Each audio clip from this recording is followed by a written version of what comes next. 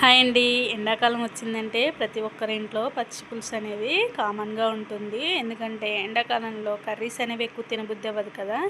నేనైతే పచ్చి పులుసుని ఈ విధంగా చేస్తానండి. ముందుగా స్టవ్ పైన గిన్నె పెట్టుకొని కొద్దిగా ఆయిల్ పోసుకొని ఒక 4-5 పచ్చిమిర్చి వేసుకొని 2 రెమ్మల కరివేపాకు, ఒక చిటికెడు పసుపు, 2 స్పూన్ల ఉప్పు వేసి మూత పెట్టేసి వేయించుకుంటాను.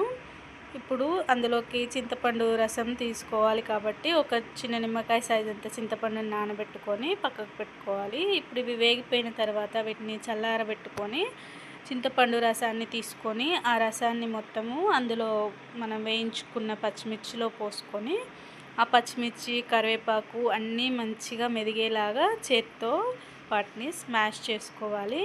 ఇలా చేసుకున్న తర్వాత ఇందులోనే ఒక 2 సన్నగా కట్ చేసిన ఉల్లిపాయలు వేసుకుంటే పచ్చి పులుసు రెడీ అయిపోతుంది. మరి మీరే విధంగా చేస్తారో కామెంట్ చేయండి. మన వీడియో కనుక నచ్చినట్లయితే లైక్ చేసి ఇలాంటి మరిన్ని వీడియోల కోసం మన ఛానల్ని సబ్స్క్రైబ్ చేసుకోండి. Thank you for watching.